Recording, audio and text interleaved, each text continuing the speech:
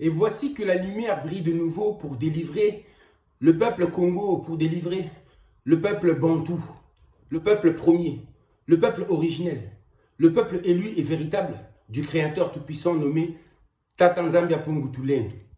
Voici une grosse révélation qui m'est arrivée, ou tout simplement qui m'est tombée dessus grâce à la lumière Congo. Gaza, sachez-le, n'est qu'une diversion. C'est un prétexte des faux juifs sionistes francs-maçons pour s'attaquer, écoutez bien, aux vrais juifs qui sont les Bantous. Ils veulent s'attaquer aux vrais juifs, y compris à leur terre qui est le royaume Congo. Et ils sont en train carrément de s'attaquer au royaume Congo, à la RDC qui est le cœur du royaume Congo. Oui, là où se trouve le trône du grand roi Congo. Ils s'attaquent à cette terre sainte à travers le M23, à travers Paul Kagame, y compris l'autre corrompu, l'autre vendu, qui est Félix Tshisekedi, le président de la RDC. Alors, écoutez ceci.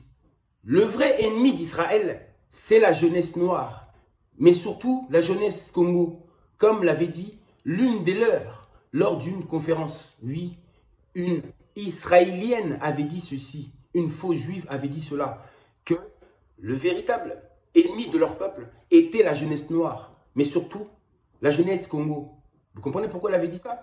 Parce que justement la jeunesse Congo, ils avaient peur du réveil de la jeunesse Congo, de la prise de conscience de la jeunesse Congo, justement, à propos de ce que je suis en train de vous dire, de leur titre du peuple élu de Dieu et du peuple originel. Les Israéliens ne sont pas le peuple originel de l'humanité. Ce n'est pas possible, c'est faux.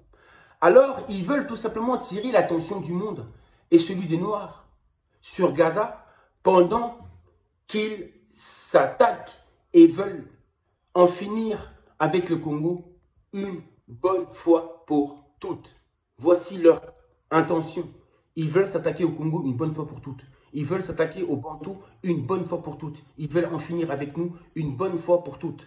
Et tel le serpent, en fait, ils le font de manière cachée, infiltrée, à travers Kagame, y compris Félix Tshisekedi.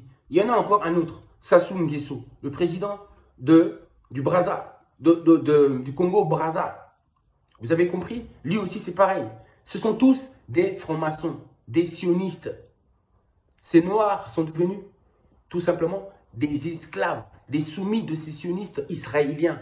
Et ils font tout ce qu'ils leur demandent. Et pour être parmi eux, ils accomplissent des abominations. Ils donnent leur âme, ils vendent leur âme pour avoir cette place. Et ensuite, voilà, ils sont là pour terroriser les leurs. Ce sont des vendus, ce sont des corrompus. Et tous auront des comptes à rendre, qu'il en soit ainsi.